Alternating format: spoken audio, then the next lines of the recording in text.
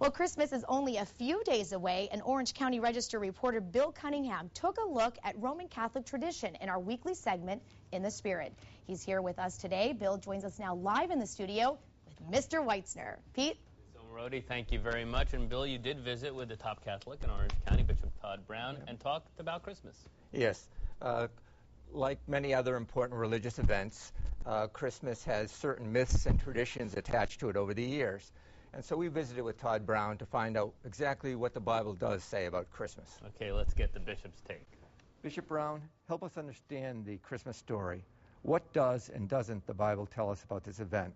The Bible doesn't state whether Jesus was born in a stable or cave. It doesn't place 3 wise men at the manger. It doesn't even state the date of Jesus' birth or even the year.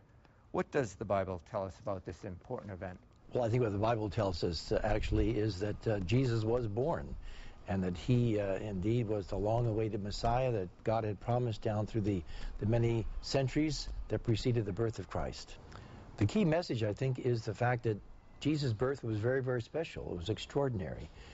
It was way beyond what one would expect in human experience, and this is all part of God's plan.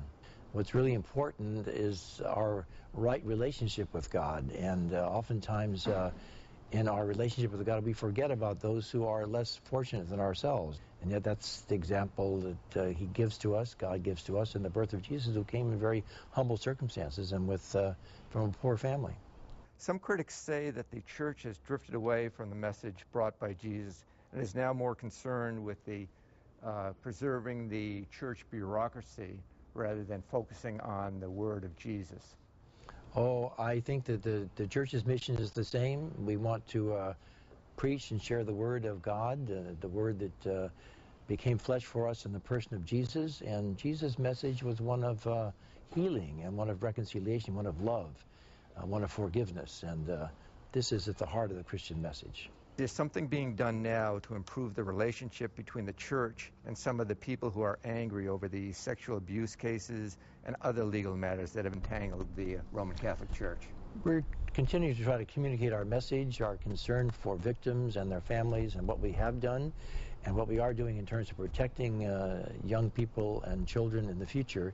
We continue to communicate that message on a regular basis, and that's an attempt to alleviate those concerns. Could I be a good Christian and not be a member of the Roman Catholic Church? I think you can be a good Christian and not be a member of the Roman Catholic Church. I think if you can be a better Christian if you are a member of the Roman Catholic Church, especially if that is your religious heritage. I think that when we gather as a community to worship, I think we give more glory and praise to God as a community than we can as individuals. I wish everyone just a wonderful Christmas and a holy Christmas and a very happy Christmas.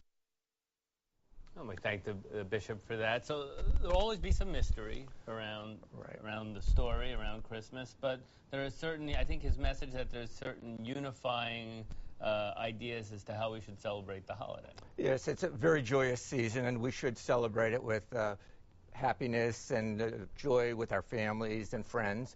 But it's also a good time to study why we are celebrating. I mean, the facts of the whole situation are very interesting. Yes, they are.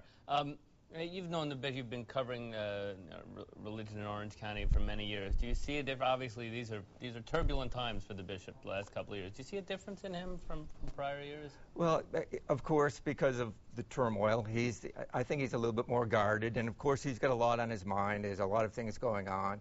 And one question I asked him about who he turns to when he needs guidance. Sure. And besides prayer, he mentioned his advisors. There we go. Bill Cunningham, it's a great segment. It's called In the Spirit every Friday. Thank you very much. Happy holidays to you. Thank you very much. Same to you. Shali, back to you.